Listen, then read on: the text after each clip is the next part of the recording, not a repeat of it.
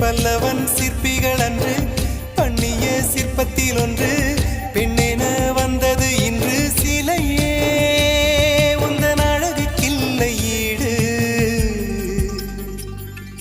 என்ன விலை அழகே சொன்ன விலைக்கு வாங்க வருவேன் விலை உயிர் என்றாலும் தருவேன் இந்த அழகை கண்டு வியந்து போகிறேன் ஒரு மொழி இல்லாமல் மௌனமாகி